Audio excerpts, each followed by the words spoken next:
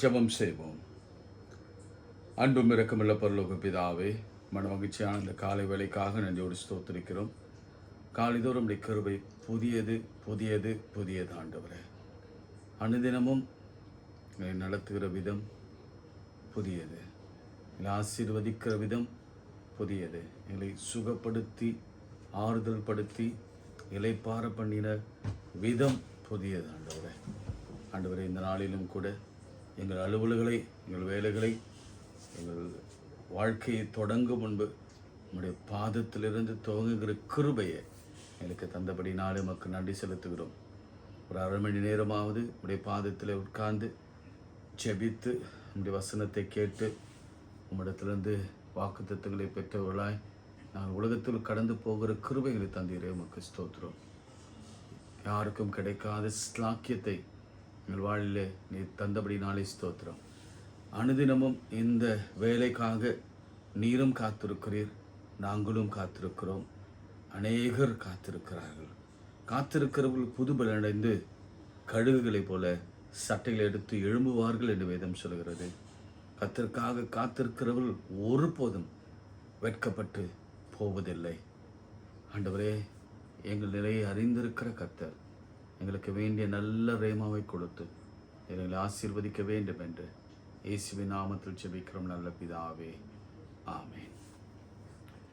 உன் அப்பான்னு கூப்பிடத்தான் ஆசை, உன்னை அம்மானு கூப்பிடவா என்ற பாடலை நாம் பாடுவோம். உம்மை அப்பான்னு கூப்பிட ஆசை, அப்பான்னு கூப்பிடவா, உம்மை அம்மானு கூப்பிட ஆசை, அம்மானு கூப்பிடவா, உம்மை அப்பான்னு கூப்பிட ஆசை, அப்பான்னு கூப்பிடவா, உம்மை அம்மானு கூப்பிட ஆசை, உம்மை அம்மானு கூப்பிடவா, உம்மை அப்பான்னு கூப்பிடவா, உம்மை அம்மானு கூப்பிடவா, உம்மை அப்பான்னு கூப்பிடவா, உம்மை அம்மானு கூப்பிடவா, உம்மை அம்மானு கூப்பிட ஆசை, அப்பான்னு கூப்பிடவா. கருவிலின் சுமந்ததை பார்த்தா அம்மானு சொல்லணும், உம்ம தோளில் என்னை சுமந்ததை பார்த்தா அப்பான்னு சொல்லணும். கருவில் சுமந்ததை பார்த்தா அம்மான்னு சொல்லணும், உம்ம தோளில் என்னை சுமந்ததை பார்த்தா அப்பான்னு சொல்லணும். என்னை கெஞ்சுவதை கொஞ்சுவதை பார்த்தா அம்மான்னு சொல்லணும். என்னை ஆற்றுவதும் தேற்றுவதும் பார்த்தா அப்பான்னு சொல்லணும். அப்பான்னு கூப்பிடவா, உம்மை அம்மான்னு கூப்பிடவா, உன்னை அப்பான்னு கூப்பிட ஆசை, அப்பான்னு கூப்பிடவா. என் கண்ணீரை துடைத்ததை பார்த்தா அம்மான்னு சொல்லணும். என் விண்ணப்பத்தை கேட்பதை பார்த்தா அப்பான்னு சொல்லணும். என் கண்ணீரை துடைப்பதை பார்த்தா அம்மான்னு சொல்லணும். என் விண்ணப்பத்தை கேட்பதை பார்த்தா அப்பான்னு சொல்லணும். என்னை ஏந்துவதும் தாங்குவதும் பார்த்தா அம்மான்னு சொல்லணும். என்னை ஏங்குவது தாங்குவதை பார்த்தா அம்மான்னு சொல்லணும். உன்னை அப்பான்னு கூப்பிட ஆசை, அப்பான்னு கூப்பிடவா, உம்மை அம்மான்னு கூப்பிட ஆசை, அம்மான்னு கூப்பிடவா. கரங்களை உயர்த்தி ஆண்டவரை நோக்கி நாம் பார்ப்போம். எனக்கு ஒத்தாசை வரும் பர்வதங்களுக்கு நேராக என் கண்களை ஏறெடுக்கிறோம். வானத்தை பூமியை உண்டாக்கின கத்தொடத்தில் எனக்கு ஒத்தாசை வரும். நம் கரங்களை உயர்த்துவதற்கான காரணம் என்ன தெரியுங்களா? அதனுடைய சிம்பல் என்ன தெரியுமா? என்னால் ஒன்றும் கூடாதையா, எல்லாம் உம்மால் கூடும். என்னால் ஒன்றும் கூடாதையா, எல்லாமால் கூடும். இந்த தடையை தாண்ட, இந்த தடையை உடைக்க, இந்த சுமையை நீக்க, என் கண்ணீரை துடைக்க எங்களால் ஒன்றும் கூடாதப்பா, உம்மால் எல்லாம் ஆகும். நாங்கள் கரங்களை உயர்த்தி ஆன்சர் பண்ணுறோம். நம்ம சரண்டர் ஆகிறோம். உம்மிடத்தில் நாங்கள் சரண்டர் ஆகிறோம் ஆண்டவரே. எங்களை நாங்கள் முழுவதுமாக சரண்டர் பண்ணுகிறோம், அர்ப்பணித்து விடுகிறோம். நாங்கள் ஒன்றும் செய்ய முடியாது ஆண்டவரே. எங்கள் பொருள், எங்கள் பணம், எங்கள் ஆசை, நாங்கள் யாரிடத்தில் போனாலும் யாரும் ஒன்றும் செய்து விட முடியாது. மருத்துவர்கள் கூட எங்களுக்கு ஓரளவுக்கு தான் உதவி செய்ய முடியும். நண்பர்கள், கணவன், மனைவி, பிள்ளைகள் யாரும் என் ஆண்டவராலே மாத்திரம்தான் முழுமையாக எங்களுக்கு உதவி செய்ய முடியும். அப்படிப்பட்ட தெய்வத்தை கொண்டிருக்கிறபடினாலே எங்கள் கரங்களை உயர்த்தி பரலோகத்துக்கு நேராக காண்பிக்கிறோம். ஐயா, எங்களை பாருங்க, எங்களை நோக்கி பாருங்க, எங்களை நோக்கி பாருங்க, எங்கள் அவல நிலையை நோக்கி பாருங்க, எங்களை இயலாமையை நோக்கி பாருங்க, எங்கள் சஞ்சலத்தை நோக்கி பாருங்க, எங்கள் பலவீனத்தை நோக்கி பாருங்க, எங்களுக்கு நடக்கிற கொடுமைகளை நோக்கி பாருங்க, அலைச்சல்களை நோக்கி பாருங்க. வேதம் சொல்லுகிறவரை எங்கள் அலைச்சல்களை நீர் அறிந்திருக்கிறீர். ஆமாண்டவரை பாருங்க ஆண்டவரே, நீர் என்னை காண்கிற தேவன், என்னை காண்கிறவரை இன்று நான் கண்டு கொண்டேன் என்று ஆகார் சொன்னது போலவே இன்று நாங்கள் உம்மை பார்க்க, நீர் எங்களை பார்க்க கிருபை பாராட்டுவீராக. உதவி செய்ய ஆண்டவரே. அற்புதத்திற்காக, அதிசயத்துக்காக, சுகத்திற்காக, புதிய வழிக்காக, திருமணத்திற்காக, குழந்தை பேருக்காக, ஆறுதலுக்காக, ஆற்றப்பட, தேற்றப்பட என் தகப்பனை நோக்கி காத்திருக்கிறோம். எங்கள் தாயின் தகப்பனாகி உம்மை நோக்கி நாங்கள் பார்க்கிறோம். உதவி செய், இன்னைக்காவது உதவி செய்யுங்க, இன்றைக்காவது உதவி செய்யுங்க என்று கதறுகிறோம். கர்த்தர் உதவி செய்வீராக. நல்ல செய்திகள் வரட்டும். பரலோகத்திலிருந்து ஒத்தாசைய நன்மையும் கிருபையும் வரட்டும். நேசிக்கிற பிள்ளைகளுக்கும், தொழுகிற பிள்ளைகளுக்கும், ஜெபிக்கிற பிள்ளைகளுக்கும், மற்றவர்களுக்கும் உள்ள வித்தியாசத்தை காண்பிப்பீராக. இயேசுவின் நாமத்தில் ஜெபிக்கிறோம் நல்ல பிதாவே, ஆமென். பிரியமானவரே, கடந்த நாட்களாக பரலோகம் பலவந்த பண்ணப்பட வேண்டும், பலவந்த பண்ணுகிறவர்கள் அதை பிடித்துக் கொள்கிறார்கள் என்ற அந்த வசனத்திலிருந்து நாம் எப்படி நம்ம ஆண்டவரை நோக்கி பார்த்து ஜெபித்து அவரிடத்தில் இந்த அற்புதங்களை பெற்றுக்கொள்வது என்பதை குறித்து நாம் தியானித்து கொண்டு வருகிறோம். ஒருவேளை இதற்கு முந்தி நீங்கள் பார்க்கவில்லை என்று சொன்னால், முந்தி இருக்கிற நேற்றைய முந்தையினும் பார்க்கும்படி உங்கள் அன்போடு கூட நான் அழைக்கிறேன். இன்றைக்கு அந்நாளின் ஜெபம் தொடர்ச்சியாக நான் ஏற்கனவே சொன்னேன், சேனைகளின் கர்த்தாவே என்று முதல் அன்னாள் வாயிலிருந்து வந்த வார்த்தை. அவ ஒரு ஜெபம் பண்ணுறா. அந்த ஜெபத்தை நான் திரும்ப உங்களுக்காக வாசிக்கிறேன். 11ஆம் வசனம், 1 சாமுவேல் 1ஆம் அதிகாரம் 11ஆம் வசனம். சேனையின் கர்த்தாவே, தேவரீர் உம்முடைய அடியாளின் சிறுமையை கண்ணோக்கி பார்த்து உம்முடைய அடையாளை மறவாமல் நினைத்தருளி உம்முடைய அடையாளுக்கு ஒரு ஆண் பிள்ளை கொடுத்தால் அவன் உயிரோடு இருக்கும் சகல நாளும் நான் அவனை கர்த்தருக்கு ஒப்பு கொடுப்பேன். அவன் தலைமேல் செவரன் கத்திப்படுவதில்லை என்று ஒரு பொருத்தனை பண்ணினான். ஏற்கனவே நான் அந்த வரலாற்றின் பின்னணியை சொன்னபடினாலே உங்களுக்கு தெரிந்திருக்கும். ஒரு தாயாரும் ஒரு தகப்பனும் எப்படி திரும்ப 16 தலைமுறைக்கு அப்புறம் அந்த லேவி அந்த ஜெபிக்கிற, ஆராதிக்கிற, ஆலயத்துக்குள் பிரவேசிக்கிற அந்த பொருத்தனை பண்ணாங்க என்பதை குறித்து நேற்று நான் சொன்னேன்.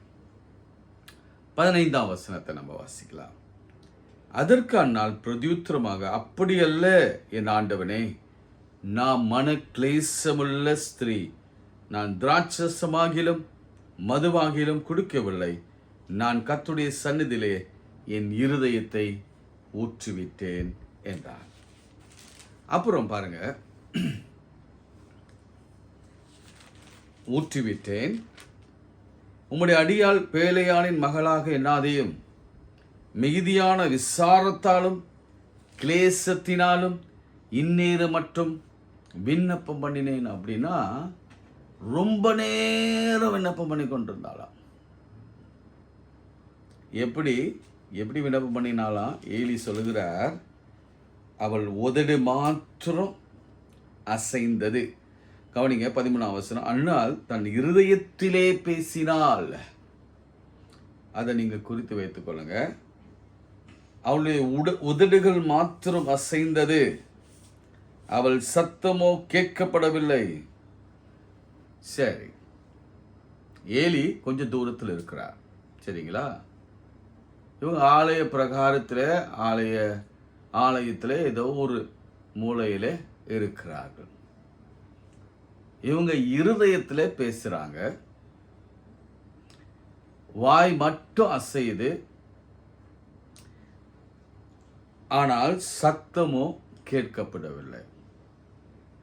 அப்போ ஆண்டவர் எப்படி இவங்க வேண்டுதலை அவர் கேட்டார்? எங்கிருந்து கேட்டார்? இந்த 2 கேள்வி உங்களுக்கு முன்பாக வைக்கிறேன். ஆண்டவர் தேவாலயத்தில் வாசம் பண்ணுகிறார், நம்ம எல்லாருக்கும் தெரியும். ஆலயத்திலே, ஆலய பிரகாரங்களிலே அவர் வாசம் பண்ணுகிறார் என்பது நல்லா தெரியும். ஆனால் இந்த இடத்துல அண்ணால் இருதயத்தில் பேசினதையும் வாய் அசைவையும் சத்தம் கேட்காத நிலையில் அந்த சத்தத்தை என் ஆண்டவர் எங்கிருந்து கேட்டார்? அப்போ உங்களுக்கு விடை தெரிஞ்சிருக்கும். என் ஆண்டவர் இருதயத்திலே அவர் குடியிருக்கிறார். ஆமென் சொல்லுங்க. நம் இருதயத்திலே அவர் வாசம் பண்ணுகிறார். நம் இருதயத்திலே அவர் குடிக்கொண்டிருக்கிறார். அவர் நம் இருதயத்தை நன்கு அறிந்திருக்கிறார்.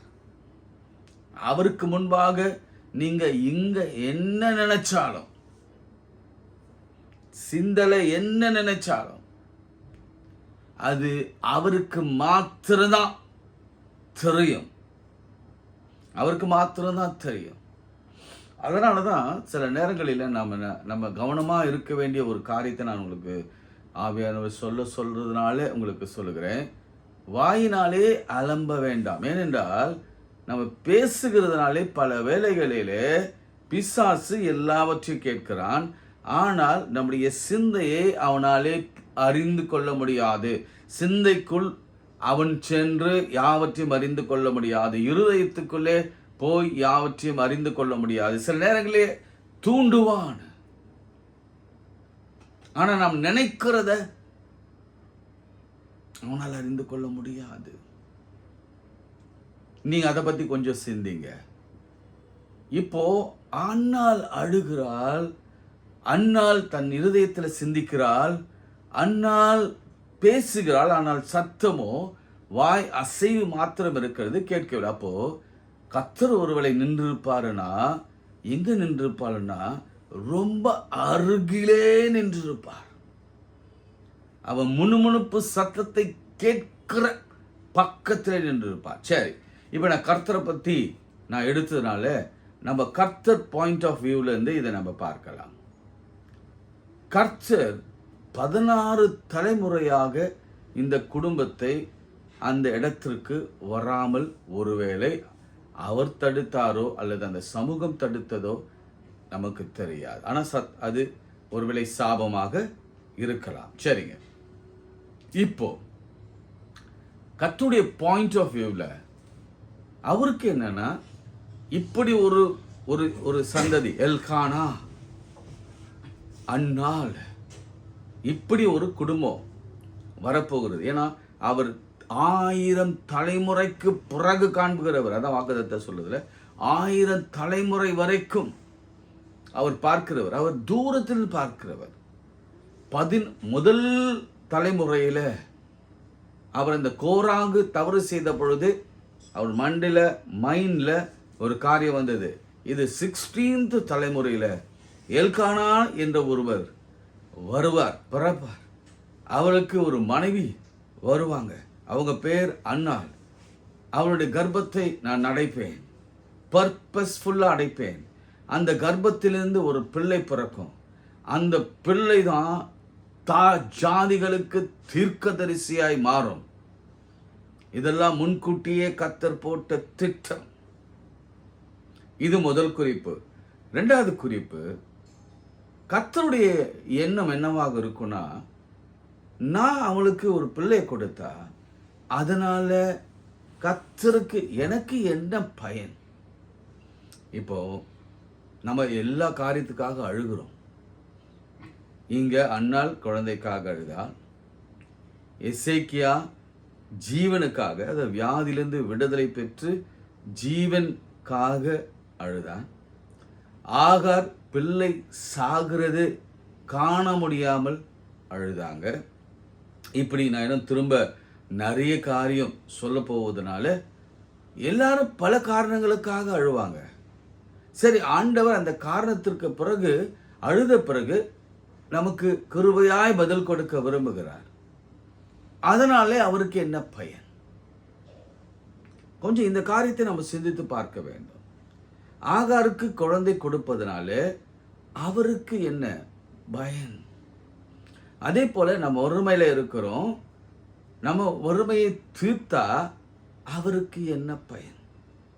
திருமணமாகல தடையா இருக்கு அப்படின்னு அழுது கொண்டே இருக்கிறோம். திருமணம் ஆகல என்ற ஒரு கவலையோடு இருக்கிறோம். சரி, ஒரு நல்ல வரனை கர்த்தர் கட்டளை கொடுக்கிறாருன்னா அதனாலே அவருக்கு என்ன பண்ண? அது ஒரு பக்தியுள்ள சந்ததியாய் வருமா? அந்த பிள்ளைகள் எல்லாம் கர்த்தர் கேட்ட சன்மார்க்கராய் வளருவாங்களா? இதுதானே கர்த்தர் பாயிண்ட் ஆஃப் வியூ. ஒரு குழந்தை பிறக்கணும்னா அந்த குழந்தை கர்த்தர் கேட்ட சிச்சையில வளர்க்கப்படுமா? வருங்காலத்தில் அல்லது அவருடைய வருகையின் சமயத்தில் அந்த பிள்ளை சாட்சியா நிற்குமா? அல்லது வியாதியிலிருந்து விடுதலை கொடுக்கணும்னா இந்த வியாதியிலிருந்து விடுதலை கொடுத்த கர்த்தரை நீ கனம் பண்ணி சாட்சியா இருப்பாயா? பொன் பொருள் வெள்ளி எதையும் அவர் கேட்கல. அவருடைய சித்தாந்தம், அவருடைய எண்ணம், நீங்க எப்பவுமே கர்த்தர் பாயிண்ட் ஆஃப் வியூல நீங்க சிந்தித்து பார்க்க வேண்டும். இந்த தடைகளை தாண்டினால் நாம் அவருக்காக என்ன செய்ய போகிறோம்? அதனால தான் நம்ம உபத்திரவப்படுகிற பொழுது, வேதனைப்படுகிற போது, கலங்கும் பொழுது, பிரச்சனைகள் வரும் பொழுது, துன்பங்கள் வரும் பொழுது கர்த்தரை விட்டு ஓடி போகாம நம்ம கர்த்தருக்காக ஏதாவது செய்து கொண்டே இருக்க வேண்டும். அப்படி செய்யும் பொழுது கர்த்தர் நிதானித்து பார்த்து, அச்சோ என் பிள்ளை எத்தனையோ போராட்டங்கள் வந்த பொழுதும் என்னை விட்டு கொடுக்கவில்லை, அதனால அவரும் நம்மை விட்டு கொடுக்க மாட்டார். விட்டு கொடுக்கலை, விட்டு கொடுக்கலை, சாத்தான் கையிலும் மனுஷன் கையிலும் விட்டு கொடுக்கையில விட்டு கொடுக்கலையே, அப்படி விட்டு கொடுக்க மாட்டார். இப்போ இந்த ஆங்கிளில் நம்ம பார்த்தோம்னா ஆண்டவர் ஒரு தீர்மானத்தை வைத்து ஏன் இத்தனை நாள் அடைத்தார்? ஒவ்வொரு முறை ஒவ்வொரு வருஷமும் அவள் ஆலயத்துக்கு வரும் பொழுது அவள் சாதாரணமாக எனக்கு ஒரு பிள்ளையை கொடுங்க, எனக்கு இந்த மலடி என்ற பட்டம் போகட்டும், இவந்தோ அவங்க நாச்சியார் அல்லது அவளுடைய பெணினால் அவளை அசிங்கப்படுத்தினாலும் வேதனைப்படுத்தினாலும் அற்பமாய் எண்ணினாலும் துக்கப்படுத்தினாலும் விசனப்படுத்தினாலும் அவளுக்கு ஒரே ஒரு வைராக்கியம் தான், எனக்கு ஒரு குழந்தை கொடுங்க, எனக்கு ஒரு குழந்தை கொடுங்க, எனக்கு ஒரு குழந்தை கொடுங்க. இது இது எந்த வகையில் ஆண்டவருக்கு பிரயோஜனமா இருக்கும்? நல்லதுதான், உங்களுக்கு கொடுப்பது நல்லதுதான். ஆனா ஒன்று சொல்றேன் பாருங்க, ஆண்டவர் தடை பண்றார், தாமதிக்கிறார் என்றால் தலை சிறந்ததை உங்களுக்கு கொடுக்க அவர் மனதிலே நியமித்திருக்கிறார். ஆமென். தலை சிறந்த, அவருக்கு ஒரு தலையாய ஒரு திட்டம் இருக்கிறது. பரலோகம் ஒரு திட்டம் போட்டிருக்கு.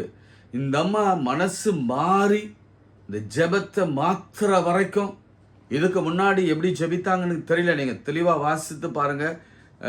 இதுக்கு முன்னாடி அவங்க ஜெபம் பண்ணாங்களா, எப்படி ஜெபித்திருப்பாங்க, என்ன வார்த்தை பயன்படுத்தியிருப்பாங்க தெரியல. ஆனால் ஒரு நாள் வர வரைக்கும் சேனைகளின் கர்த்தாவே என்று அவங்க புத்தி தெளிந்து ஜெபிக்கிற வரைக்கும், தேவரீர் அடியாளின் சிறுமையை கண்ணோக்கி மறவாமல் என்னை நினைத்தருளும், உமது அடியாளுக்கு ஒரு ஆண் பிள்ளையை கொடுத்தால் அவனை உயிரோடு இருக்கும் சகல நாட்களிலும் நான் அவர் கர்த்தருக்கு ஒப்பு கொடுப்பேன் என்று சொல்லுகிற வரைக்கும் கர்த்தர் காத்திருந்தார். அதனாலதான் ஆண்டவர் பதில் கொடுத்தார். இப்ப ஏலி சொல்கிற காரியம் என்ன தெரியுங்களா? 17ஆம் வசனம், சமாதானத்தோடு போ, நீ இஸ்ரவேலின் தேவனிடத்தில் கேட்ட உன் விண்ணப்பத்தின்படி அவர் உனக்கு கட்டளை இடுவாராக. ஆமேன். அதுக்கப்புறம் அவள் துக்கமுகமாய் இருக்கவில்லை. அவர் சொன்னதை திரும்ப நான் வாசிக்கிறேன், அதை நீங்களும் சேர்ந்து சொல்லுங்க என்னோட கூட. அப்பொழுது அவள், உம்முடைய அடியானுக்கு உம்முடைய கண்களிலே தயை கிடைக்க கடவுது என்றால், பின்பு அந்த ஸ்திரீ புறப்பட்டு போய் போஜனம் செய்தால், அப்போ ஃபாஸ்டிங் ப்ரேயர் பண்ணியிருக்கிறாங்க, ரொம்ப நேரம் பண்ணியிருக்கிறாங்க. அப்புறம் அவள் துக்கமுகமாய் இருக்கவில்லை. அவர்கள் அதிகாலை எழுந்து கர்த்தரை பணிந்து கொண்டு, பாருங்க நான் திரும்ப அதிகாலை, அதனால நான் சொல்றேன், நீங்க 5:30 மணிக்குன்னா 5:30 மணிக்கு எழுந்துருங்க. நிறைய பேர் எழுந்துருங்க, உங்களுக்கு பெரிய அதிசயம் நடக்கும். அதிகாலை எழுந்து கர்த்தரை பணிந்து கொண்டு, எந்த நேரம்?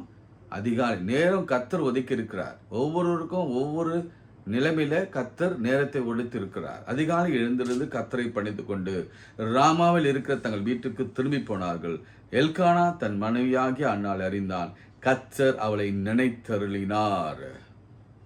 சில நாள் சென்ற பின்பு அன்னாள் கர்ப்பவதியாகிய குமாரனை பெற்று கர்த்தரிடத்தில் அவனை கேட்டேன் என்று சொல்லி அவருக்கு சாமுவேல் என்று பெயரிட்டாள். ஆண்டவருக்கு ஒன்று கொடுத்தாங்களா?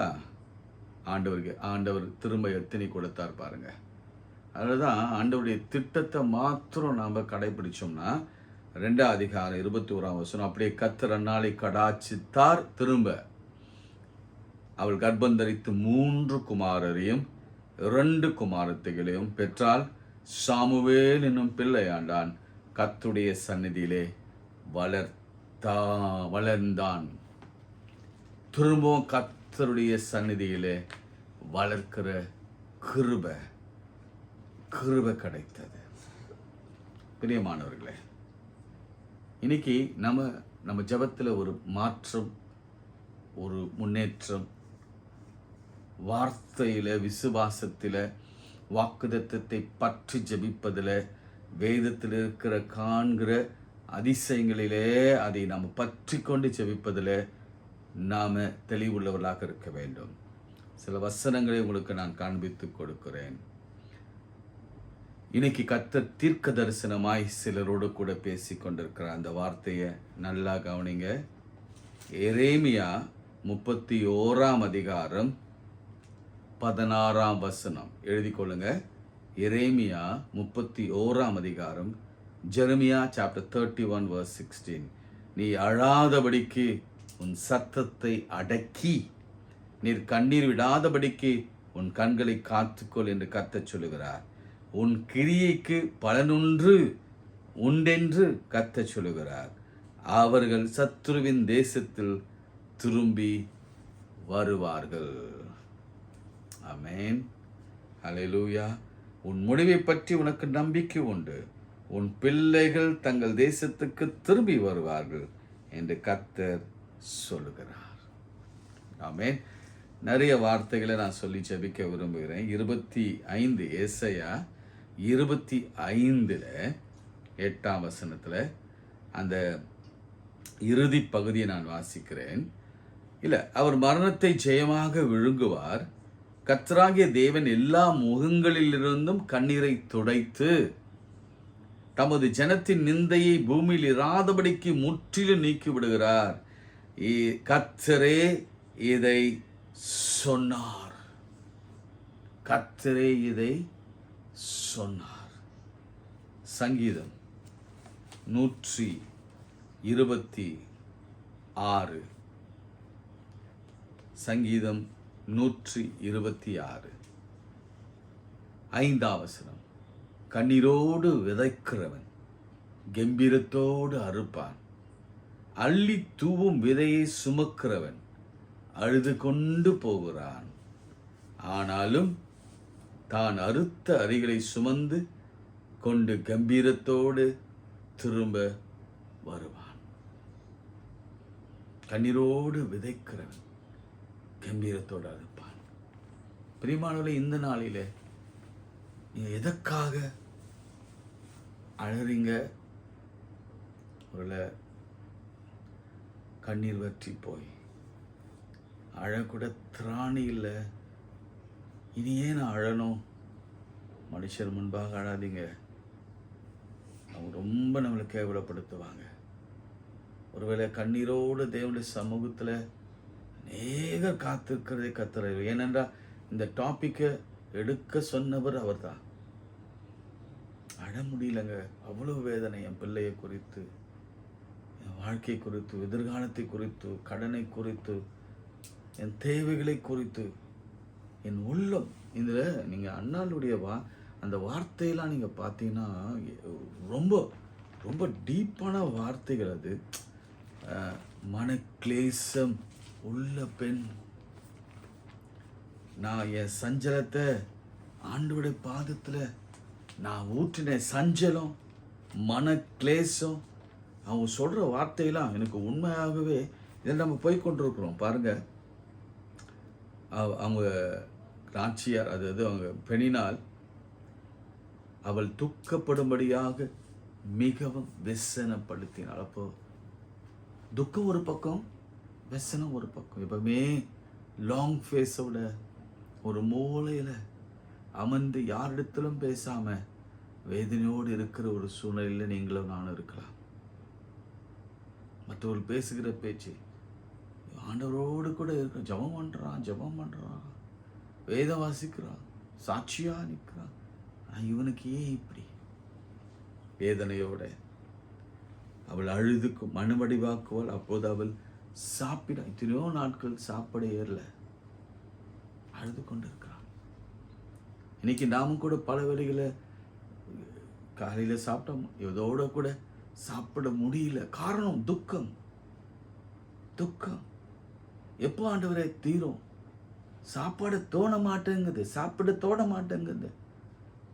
அவ்வளவு வேதனை. எப்போ ஆண்டவரே தீரும் என்ற ஒரு பெரிய.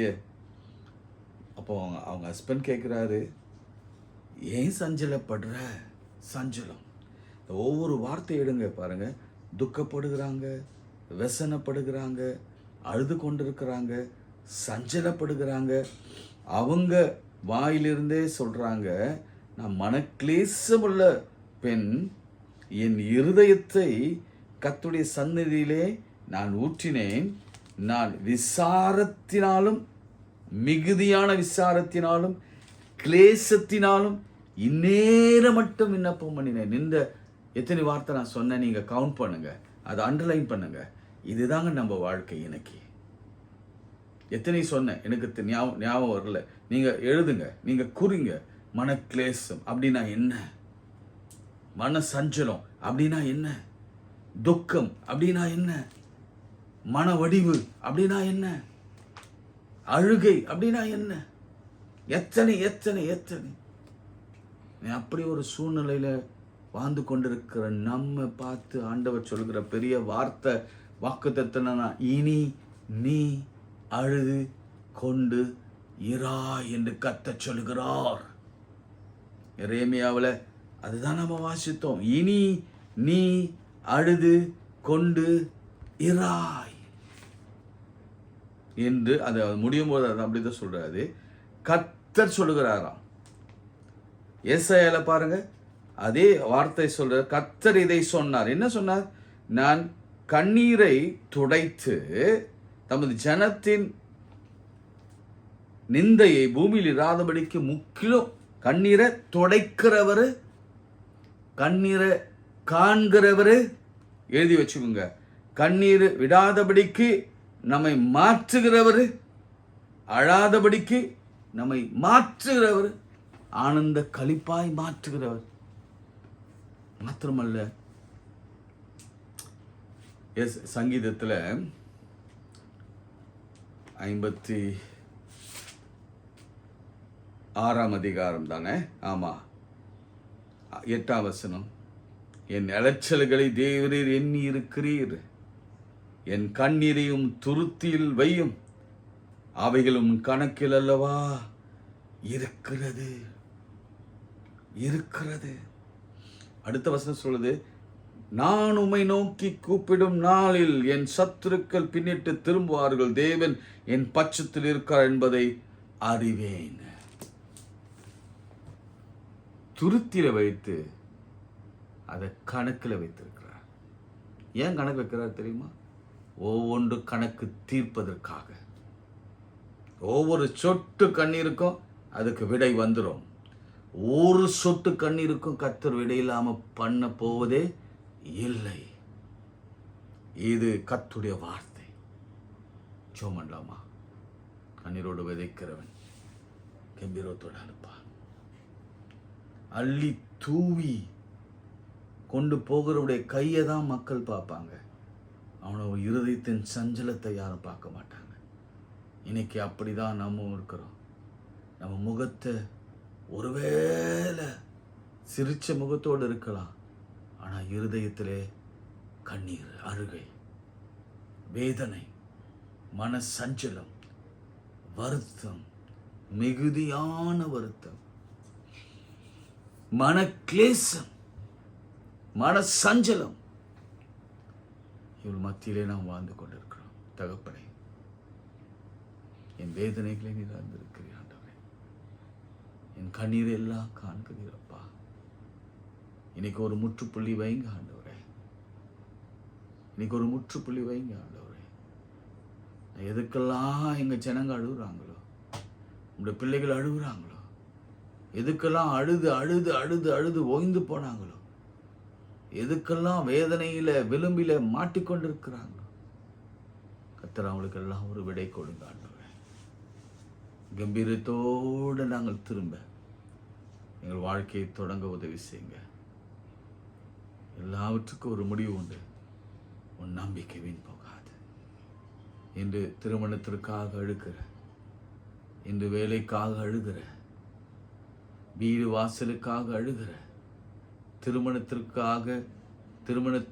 திருமணத்தில் ஏற்பட்டிருக்கிற பிரிவுக்காக, கணவன் மனைவி பிரிந்ததுக்காக அழுது கொண்டிருக்கிற, பிள்ளை பேருக்காக அழுது கொண்டிருக்கிற உங்களை கர்த்தர் பார்க்கிறார்.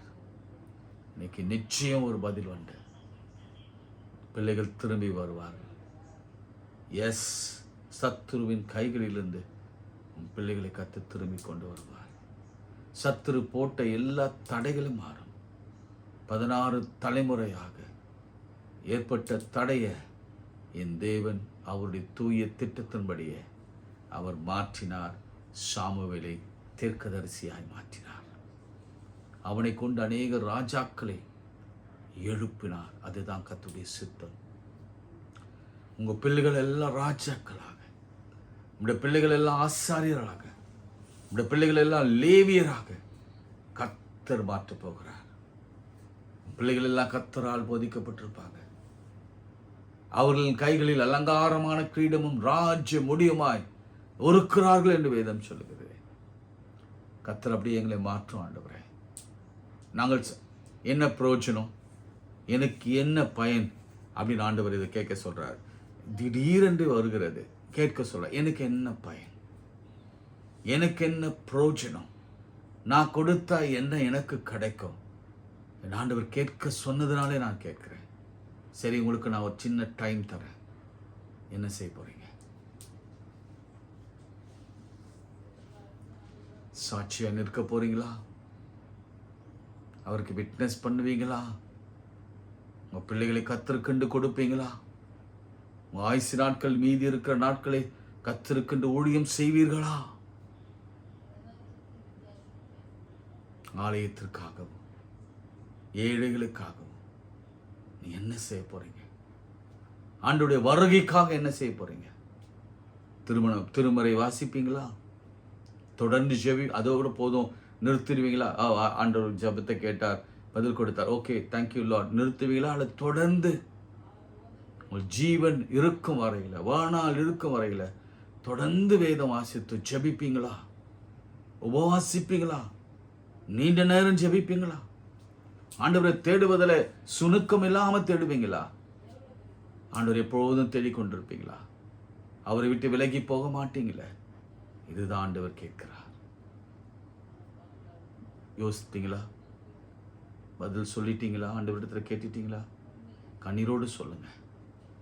கம்பீரத்தோடு அறுக்க செய்வார். ஆண்டவர் நம்முடைய பிள்ளைகள் பேசினதையும் கேட்டதையும் அவர்கள் வாக்கு கொடுத்ததையும் பொருத்தனை பண்ணதையும் நீர் அறிந்திருக்கிறீர். இன்றே பதில் கொடுப்பீராக. கொடுத்து விட்டபடினாலே மக்கு ஸ்தோத்திரம். இயேசுவின் நாமத்தில் ஜெபிக்கிறோம் நல்ல பிதாவே, ஆமென். நமது ஆண்டவராகிய இயேசு கிறிஸ்துவின் கிருபை, பிதாவாகிய தேவனுடைய அன்பு, பரிசுத்தாவின் ஐக்கியம் நம் அனைவரோடும் என்றும் சதாக்கள் நிலைத்திருப்பதாக. ஆமென். God bless you.